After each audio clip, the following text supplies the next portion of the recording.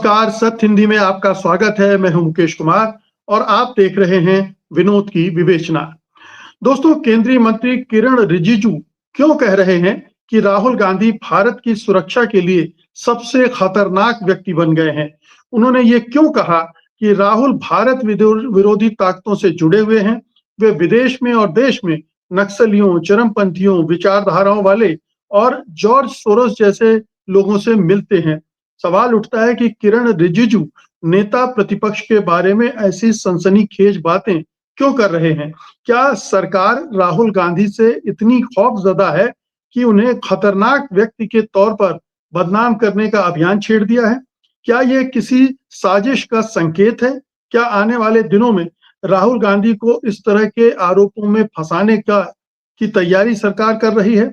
और सबसे बड़ा सवाल तो ये है कि अगर सरकार के पास राहुल के खिलाफ इस तरह के प्रमाण हैं जिससे उन्हें खतरनाक व्यक्ति घोषित किया जाए, सिद्ध किया जाए, तो वो उन पर मुकदमा क्यों नहीं चलाती, उन्हें गिरफ्तार करके जेल क्यों नहीं भेजती है?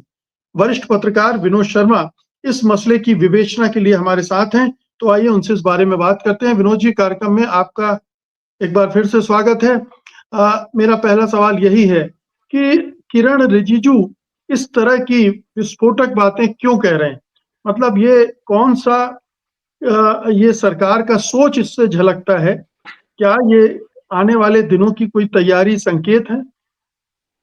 देखिए, कभी-कभी मैं सोचता हूँ कि कुछ मंत्रीगण, उनको जो विभाग मिले हुए हैं, वो गलत मिले हुए हैं, उचित नहीं मिले हुए हैं। और उनमें से सर्वोपरि जो हैं, वो माननीय किरण रिजिजू जी हैं। देखिए, पार्लियामेंट्री अफेयर्स मिनिस्टर का काम क्या है? पार्लियामेंट्री अफेयर्स मिनिस्टर का काम यह है कि सदन में शांति बनी रहे, सदन की कार्यवाही चलती रहे, जिसके चलते कानून पारित होते रहें और बहस चलती रहे। लेकिन किरण रिजिजू जी, मैं समझता हूं, आग में तेल डालने का काम। जब पार्लियामेंट सेशन में होती है और जब सेशन में नहीं होती, उनका काम बदलता नहीं है। और मुझे समझ में नहीं आता कि वो ऐसा क्यों करते हैं। क्या उनका self profile as parliamentary affairs minister ये है कि मेरा काम यह है कि सदन ना चले या सदन विपक्ष रहित रहे? अगर चले भी तो लोग वॉकआउट कर दें विपक्ष वाले, और उसके बाद हमने जो करना हो अपना काम कर लें। और ये सिर्फ उन पे लागू नहीं होता मुकेश जी। आज मैं एक ट्वीट पढ़ रहा था एक ऐसे नेता से जो मैं समझता हूं काफी समय तक हम लोगों को, सबको ये लगता था कि बड़ा परिपक्व नेता है और एक दिन देश की कमान भी संभाल सकता है। नाम है उनका शिवराज सिंह चौहान। लेकिन सडनली ये मुख्यमंत्री भी थे, तो न जाने उनको क्या हुआ, उनका जो व्यक्तित्व परिवर्तन हुआ तो कर दी। जो बहुतेरे उनके साथी बोलते हैं भाषा, भले ही वो उत्तर प्रदेश के मुख्यमंत्री माननीय योगी आदित्यनाथ हों या कभी कभी स्वयं प्रधानमंत्री भी उस तरफ हो निकलते हैं, और माननीय गृह मंत्री हैं, और अब तो शिवराज सिंह चौहान भी, और हाल ही के दिनों में राजनाथ जी ने भी इस बैंडवैगन को ज्वाइन कर लिया। अगर आपको याद हो तो राजनाथ सिंह जी ने ये दावा किया था, किसी एक पत्रकार के लेख के ऊपर बेस करके दावा, कि पंडित जवाहरलाल नेहरू बाबरी मस्जिद की मरम्मत करवाना चाहते थे सरकार का पैसा इस्तेमाल करके। वो एक बार उन्होंने बोला, उसके बाद बहुत शोर मचा, कुछ नहीं हुआ, उसके बाद उन्होंने अपनी बात दोहराई नहीं, और तथ्यों के बेसिस पर उसका खंडन हुआ। बहुत लोगों ने, इंडिपेंडेंट ऑब्जर्वर्स ने किया। मेरी व्यक्तिगत राय यह है, आप उससे डिसएग्री कर सकते हैं डॉक्टर साहब, कि जिस तरह से ऑपरेशन सिंदूर अभी मुलतवी नहीं हुआ है, चल रहा है, और इसलिए वो परमिशन देता है सरकार को कि वॉर मॉन्गरिंग करती रहे, रिटॉरिक्स में उलझी रहे, और सरकार की, देश की सुरक्षा से संबंधित जो भी बात हो उसको जोर जोर से बोलकर लोगों के मन में एक ऐसा भाव पैदा करे कि वो राष्ट्रवाद की तरफ बह निकले। मिलिट्री नेशनलिज्म को बढ़ावा दे रहे हैं, कभी वो कल्चरल नेशनलिज्म को बढ़ावा देते हैं। और ये जो अब हो रहा है, ये जो ये शिवराज सिंह जिन्होंने कृषि क्षेत्र पर बड़े सवाल उठाए हैं कांग्रेस के प्रति, कांग्रेस से पूछकर, और दूसरा वो श्री हरदीप पुरी जो हैं, उन्होंने ये इकोनॉमिक नेशनलिज्म पे सवाल उठा रहे हैं। इनके राष्ट्रवाद के कई स्वरूप हैं। वित्तीय राष्ट्रवाद आज के दिन आप देख रहे हैं, जो आज शिवराज जी बोले हैं कि जब सरकार थी आपने एमएसपी नहीं दिया, मतलब सब पुरानी बातें, और आपने ओपन जनरल लाइसेंस में आपने इंपोर्ट परमिट कर दिया एडिबल ऑयल्स का, और फिर आपने सस्ते दाम पे चीनी खरीदी और महंगे दाम पे महंगे दाम पे खरीदी और महंगे दाम पे बेच दी। मतलब उनका एक फॉर्मुलेशन था जो मेरे समझ से परे था, क्योंकि वो पढ़ के लगता है, जो मैं देख रहा था उनका वीडियो, तो मुझे लग रहा था पढ़ा हुआ लिखा हुआ था कुछ, वो पढ़ा। आप इस बात को समझ लीजिए कि वो इस देश के लोगों को, इस देश के वोटरों को कोई इक्विलिब्रियम ऑफ माइंड नहीं देना चाहते, सोच में ठहराव नहीं रहने देना चाहते। वो चाहते हैं कि दिमाग में जनता के उथल पुथल रहे हमेशा, और उस उथल पुथल में वो इजाफा करते रहते हैं। कभी एक मंत्री के जरिए करवाते हैं, कभी दूसरे मंत्री के जरिए करवाते हैं, कभी माननीय प्रधानमंत्री खुद कुछ बोल देते हैं या गृह मंत्री खुद कुछ बोल देते हैं। तो मेरा ये मानना है कि एक तरफ तो आप ये, इसके चलते हमको नुकसान हो रहा है, हमारे देश की जो छवि है उसको अच्छा खासा मेरी नजर में नुकसान हो रहा है।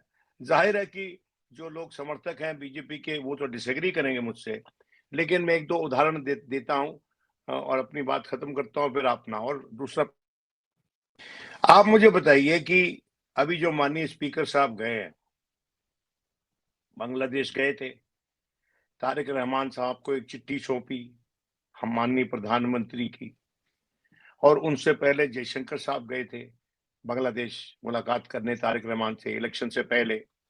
तो अब लगातार ये कोशिश है हमारे द्वारा, और सही कोशिश है, कि हमारे रिश्ते जो हैं वो बांग्लादेश के साथ नॉर्मल हों, क्योंकि आज की स्थिति में हमको बीएनपी को जमात के मुकाबले स्ट्रांग बनाना है। और जमात जो है वो सत्ता में नहीं आई है, लेकिन उसका जो आंकड़ा है उतना हो गया है जितना कि वेस्ट बंगाल में एक टाइम में हम बीजेपी का हुआ था, और जिसके चलते हमारे ढोल नगाड़े वाले जो चैनल थे वो लगातार बोल रहे थे बीजेपी आ गई आ गई आ गई। वो नहीं आई, अंततः बात अलग है, लेकिन मैं अनुपात में, दर्शक समझ लें कि 68 के करीब सीट्स हैं जमात इस्लामी, और बड़ा उनका आंकड़ा है, और वो आंकड़ा जो है उसको वो उस पर बिल्ड कर एक अपने मर्जी की पाकिस्तान की सोच के नजदीक वाली सरकार बना सकते हैं जब कभी उनका मुकद्दर जागेगा तो।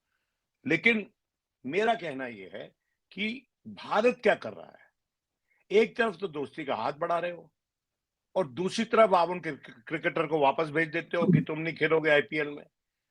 और जो इनके मुख्यमंत्री हैं असम वाले, वो लगातार बदजुबानी कर रहे हैं किसी न किसी मुद्दे पे, जिसमें बांग्लादेश निशाना बनता है उनका, और जनता के मानस में बांग्लादेश निशाना बनता है।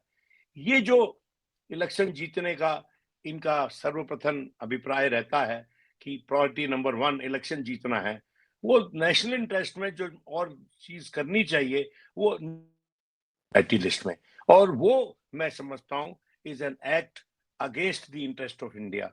मैं जान के एंटी नेशनल नहीं बोल रहा हूं, लेकिन it is an act against the interest of India, long term interest of India.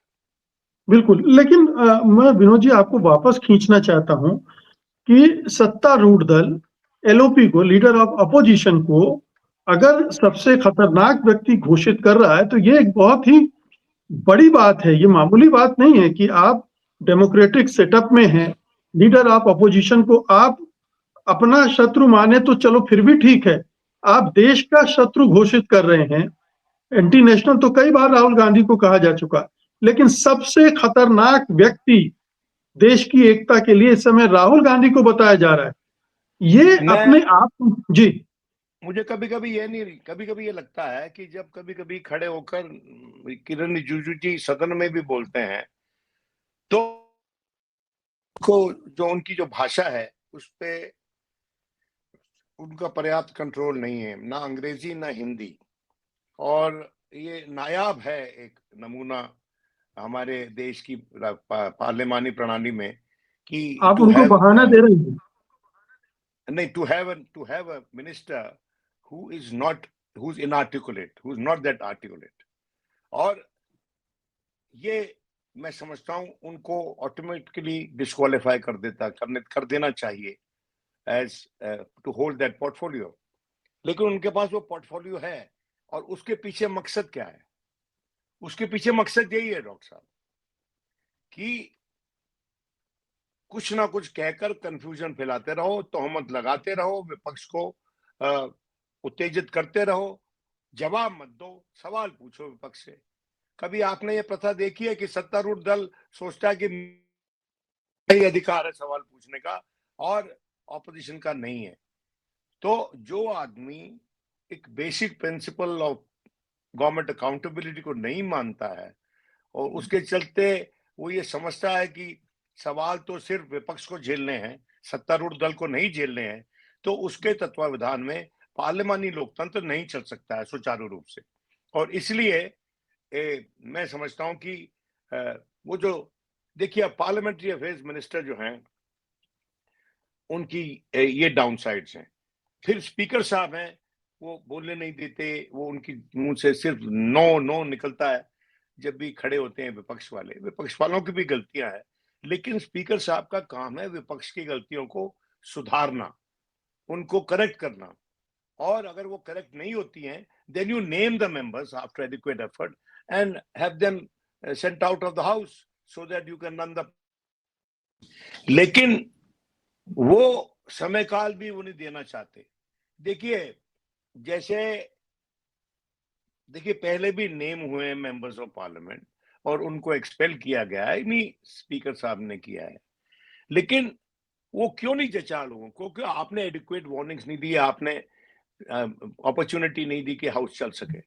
और हम देखते हैं कि ना तो स्पीकर साहब की तरफ से ना पार्लियामेंट अफेयर साहब की तरफ से कोई सुचारू रूप से सदन चलाने का कोई भी सब्सटेंटिव एफर्ट नहीं होता। और मैं सब्सटेंटिव वर्ड इसलिए यूज कर रहा हूं कि एक सब्सटेंटिव मोशन लाया गया है by a member of parliament against Rahul Gandhi.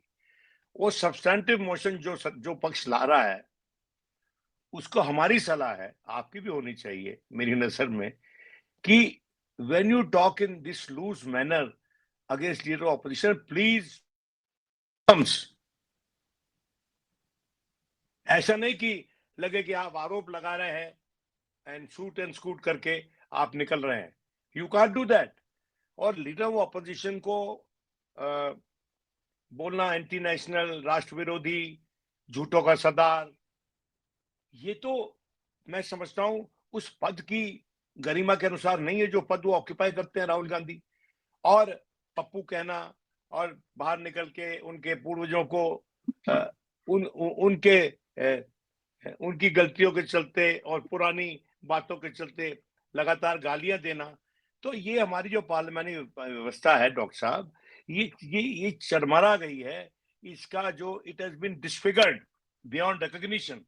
ये पार्लियामेंट ऐसी चलती हुई मैंने आज तक नहीं देखी and this process has been disfigured beyond recognition. उसका चेहरा बिगाड़ दिया गया। ये आपकी सबकी साझी पार्लियामेंट है और इतना इसका परिहास, अगर आप इस तरह से परिहास ऐसा मजाक उड़ा रहे हैं लीडर ऑपोजिशन का, तो आपको ये पता होना चाहिए कि जिन लोगों ने उनको इलेक्ट किया उन वोटर्स का आप मजाक उड़ा रहे हैं, उनका परिहास कर रहे हैं। क्योंकि सरकार ये कहती है अक्सर कि हमारे पास वोट है, हम वोट से जीत के आए हैं और हमारे को अधिकार है, हमारा मैंडेट है राज करने का। जैसे आपका मैंडेट है राज करने का, एक्सेप्टेबल बात है, वैसे ही उनका मैंडेट है आपको विरोध करने का, आपकी गलतियों को दुरुस्त करने का, जनता तक आपकी गलतियों की आवाज पहुंचाने का। वो बात मानने को नहीं है था यार। तो basic tenets of parliamentary democracy are not being accepted or respected by prominent figures of the treasury benches. लेकिन विनोद जी, आप मजाक की बात कर रहे हैं। मजाक तक तो फिर भी झेला जा सकता है। अब जब बात सीधे ये हो कि आप एकता के खिलाफ सबसे खतरनाक व्यक्ति हैं, इस लेवल पे चली जाएं बातें, और ये इंडिविजुअल की बात नहीं है कि किरण रिजिजू के को भाषा की दिक्कत है इसलिए ऐसा बोल गया, ये ऊपर से निर्देश ना हो तो वो बोल भी नहीं सकते। किरण रिजिजू को बाकायदा ये मिला होगा, ब्रीफ मिला होगा कि इस तरह का अटैक करना है। जिस तरह से ये सरकार चल रही है, तो ये सरकार, मुझे लगता है कि कोई इसके पीछे कोई स्ट्रेटजी भी हो सकती है उनकी, राहुल आप गांधी जो को फंसाने की। जी, आप जो कह रहे हैं उस प्रत्यक्ष को प्रमाण की जरूरत नहीं है। जैसा कि आपने स्वयं इशारा किया कि मैंने शुरू में डॉक्टर साहब आपको कहा कि पार्लियामेंट्री अफेयर्स मिनिस्टर का मैंडेट होता है सदन चलाना, उसकी तरफ कोशिश करना और लगातार पिन फिक्स नहीं देना ऑपोजिशन को, और ऑपोजिशन के बारे में बात करना तो कुछ सुलझी हुई बात करना, कि किरण रिजिजू साहब वो नहीं करते। हमें शंका होती है कि उनका मैंडेट सदन चलाने का नहीं, सदन में विघन डलवाने का है, सदन को इंश्योर करने का है कि विपक्ष रहित रहे सदन, ताकि जब वो चले जाएं, लोग उठ के वॉकआउट कर दें, तो उसके बाद सरकार अपने हिसाब से सदन चलाए, अपने हिसाब से बहस करवाए, अपने हिसाब से कानून पारित करवाए।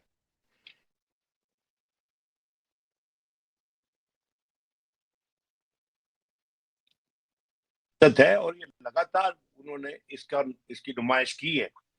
तो मैं धर्म संकट में हूं कि कभी मुझे मिलेंगे तो मैं एक समय में उनसे हमारी बातचीत काफी होती थी, वैसे सुशील है बातचीत में और थोड़ा फन लविंग भी हैं, और जिस तरह की वीडियोस वगैरह लगाते हैं, खाते बहुत ज्यादा मेरा ख्याल है, कुछ ना कुछ खाते हुए की फोटो पता लगाते नहीं, हैं अब तो अपनी। पूरी सरकार ही खाने में लगी हुई है, पूरे कारपोरेट को हाँ, खिलाने में लगी है। पेटू है थोड़े से, जी, नहीं थोड़े से खाने और ब्लंडर खिलाने है का तो, पेटू के। खाने और लेकिन खिलाने का सिलसिला तो चल ही रहा है मोदी जी की सरकार में, मैंने तो कोई नई बात नहीं है। लेकिन मैं ये कह मैं रहा ये हूँ कि, जी, मैं ये कह रहा हूँ विनोद जी कि ये कह रहा हूं कि अगर सरकार इस तरह के आरोप लगा रही है कि उनके देश विरोधी ताकतों से संबंध है, संपर्क है, हम्म, वो इस तरह की हम्म, लोगों से मिल रहे हैं, अगर उसके हम्म। पास प्रमाण है तो एक केस क्यों नहीं दर्ज करा देते, अरेस्ट क्यों नहीं करते राहुल गांधी को, जेल डॉक्टर भेज साहब, दें। मैंने आपको कहा तो है कि सब्सटैंटिव मोशन लाएं, मतलब सब्सटैंटिव एक्शन लें। ये जो चलते फिरते आरोप लगाना, बात कहना, किसी का प्रयास करना, मजाक उड़ाना, उसको छोटा दिखाना, इससे काम नहीं चलेगा। अगर आप इतने गंभीर आरोप लगा रहे हैं, भले ही किस मन से लगा रहे हैं, किस मूड से लगा रहे हैं, किस अदा में लगा रहे हैं, वो लगा रहे हैं आप नेता विपक्ष की। अगर आपके उनके खिलाफ ऐसे सबूत है आपके पास, तो जैसा आपने कहा, आप सब्सटैंटिव एक्शन लें। You have a resolution passed in parliament जिसकी पॉसिबिलिटी है सब्सटैंटिव मोशन, जब अगर ले आए वो, तो जो कि निशिकांत दुबे कह रहा है कि मैंने दिया है सब्सटैंटिव मोशन, अगर वो एक्सेप्ट हो जाता है, तो जिस तरह से एक मोशन लाया गया है स्पीकर साहब के विरोध में, उसी तरह से उनके विरोध में होगा, तो उस पे बातचीत होगी और उस पे फिर सेंस ऑफ द हाउस होता है या वोटिंग होती है। तो ये दोनों प्रक्रिया शायद लगभग एक जैसी ही हैं। और मेरा ये मानना है, मेरा जो अपना मानना है कि ये this is been done to cancel the two each other out, cancel, get one cancel by the other. अगर ऐसा है तो अच्छी बात है। यही होता है पार्लियामेंट में कि आप कोई ऐसी सिचुएशन क्रिएट करें जिसमें कि एक क्विड प्रो को हो सके, लेकिन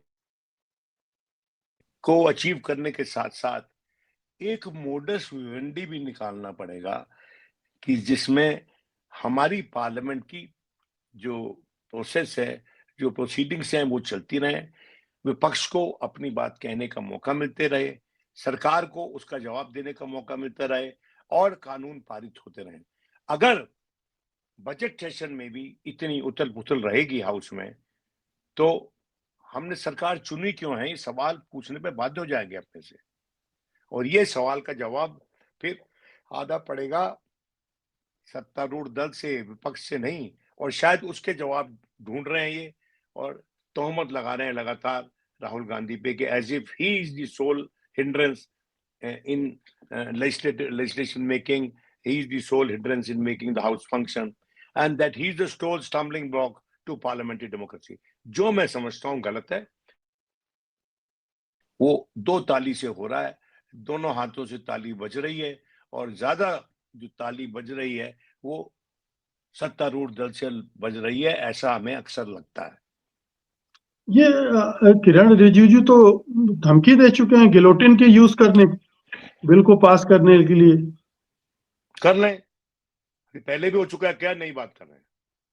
अरे ये पहला क्या नहीं हो चुका, सब कुछ हो चुका है इस सदन में, इस हाउस में, लेकिन उसको दोहराना क्यों चाहते हैं? इसीलिए मैं कहता हूं कि कांग्रेस की गलतियों से सीख क्यों नहीं रहे आप?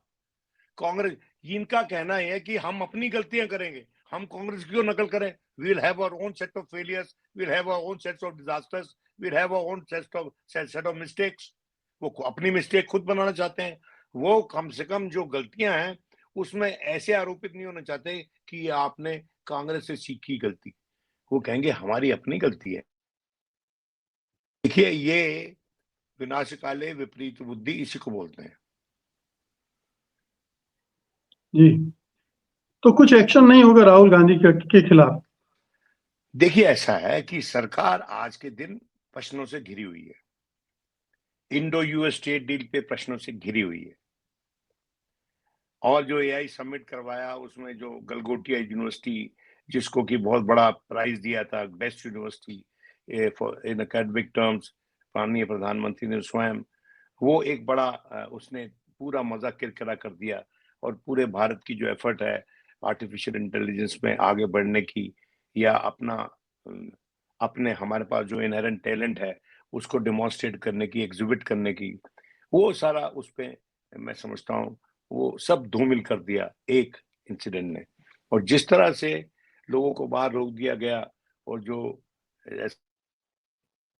ऑर्गेनाइज्ड कॉन्फ्रेंस है, और वहां पर जो चीजें बेसिक नेसेसिटीज हैं जैसे कि वाईफाई और टेक्निक्स चलाने के लिए जो सपोर्टिंग लॉजिस्टिक्स होने चाहिए वो नहीं है, या पर्याप्त नहीं है।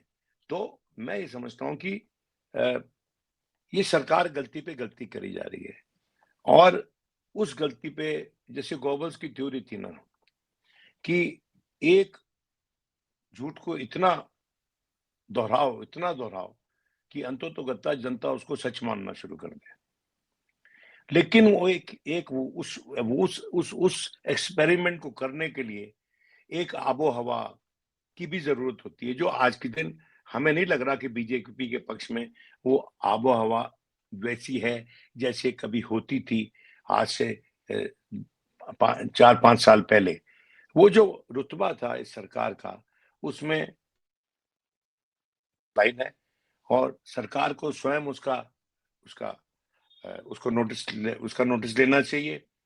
और कितने अपने मंत्रियों को मैदान में आकर गटका खेलने की जरूरत नहीं है, हवा में तलवारबाजी करने की जरूरत नहीं है। आपने जो जवाब देने हैं वो सदन में दीजिए, और संजीदा तरीके से दीजिए, और अपने आप को ईमानदारी से डिफेंड करके दीजिए। मैं सरकार से सवाल पूछ रहा हूं, और सरकार मुझी को प्रश्न को घेरे में डालने की कोशिश कर रही है। जब सरकार के पास जवाब नहीं होता डॉक्टर साहब, तभी वो जो सवाल पूछ रहा है उसके आसपास प्रश्नों का एक जाल बिछाने की कोशिश करती है। और ये जो टैक्टिक्स है ये पुराना है, जनता देख चुकी है, और इसका क्या रिजल्ट होता है वो जानती है। तो इसलिए कुछ प्रश्न ऐसे हैं जो खड़े हुए सीना तान के का जवाब दें, उसमें सफाई दें अपनी, और आगे का काम करने की कोशिश करें। लेकिन लगातार मिस इन्फॉर्मेशन फैलाकर, और not using truth as a counter, but using disinformation as a counter to the questions being raised by opposition, ये उचित काम नहीं है। ये लोकतंत्र की परिभाषा के खिलाफ है, उसकी स्पिरिट के खिलाफ है, और हमारे आपके सवाल पूछने के अधिकार के खिलाफ है। हम अपने सवालों के जवाब जानना चाहते हैं, और बहुतेरी बार जो विपक्ष सवाल उठाता है वो भी वही जनता के सवाल भी होते हैं। अगर समस्त जनता के ना हो, लेकिन एक बड़े तबके के सवाल वही होते हैं जो विपक्ष उठाता है। एक अंतिम सवाल है, क्या मोदी सरकार ये सब कहती तो है लेकिन वो डरती भी है, राहुल गांधी को टच करेगी तो ये पॉलिटिकली हाराकीरी जैसा होगा? देखिए, वो तो डबल एज्ड वेपन होता ही है अगर ऐसा कुछ काम आप करें तो। देखिए, एक जमाना था कि नेता लोग जो है सत्तारूढ़ दल के द्वारा नजरबंद किए जाने को एक ट्रॉफी मान के लेके चलते थे कंधे पे। आपको याद है जॉर्ज फर्नांडिस जेल से इलेक्शन लड़ा था और इतना बड़ा वो हीरो बन गया और आखिर तक वो हीरो ही रहा जब तक उसने कुछ ऐसी गलतियां नहीं कर ली जो कि लगभग अपने पांव पे कुल्हाड़ी मारने समान थी। और ये आसान नहीं होता नेता विपक्ष को नजरबंद कर देना। इन्होंने देख लिया है एक बार कि उसको बर्खास्त करके सदन से, जब वो बर्खास्त हुआ सदन से, उसके बाद जो इलेक्शन हुए 100 सीटें जब तो आई हैं उसकी, जनता देख रही थी कि साथ क्या रवैया। सरकार को सोच समझकर कदम उठाने होंगे। ये तीसरे टर्म में सरकार है, तो इनको समझना चाहिए कि वो नयापन जो एक रुझान पैदा करता है, जो अट्रैक्शन पैदा करता है, वो नयापन अब नहीं है, वो पुराना हो चुका है और बहुत से वादे जो हैं वो खरे नहीं उतरे हैं जमीन पर।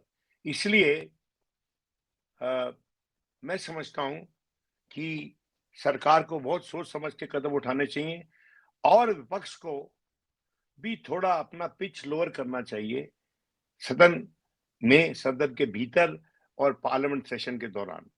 जो हाई पिच कैंपेन होता है, रिटोरिक होता है, वो इलेक्शन के लिए ठीक है, लेकिन पार्लियामेंट्री डेमोक्रेसी उसके दम पे नहीं चलती। और मैं ये जो पार्लियामेंट्री डेमोक्रेसी है, वो गाना है ना, क्या अजब साज है ये शहनाई, दो ही सुर का एक घेल सारा है। दो सुर है, ये इकट्ठे नहीं बजेंगे तो शहनाई कैसी बजेगी? फिर तो बिल्कुल। अराजकता ही होगी ना सदन में। तो इनको सोचना चाहिए और शहनाई की तरह हमारी पार्लियामेंट्री व्यवस्था को चलाएं, बनाएं और सुंदर सुंदर तरीके से जनता को सुनवाएं कि क्या कह रही है, क्या म्यूजिक छोड़ रही है। लेकिन वो फाइनल सेंसेस आज के दिन लगता है they are lost on most of our politicians. बहुत बहुत शुक्रिया विनोद जी, इस विवेचना के लिए आपका धन्यवाद। नमस्कार।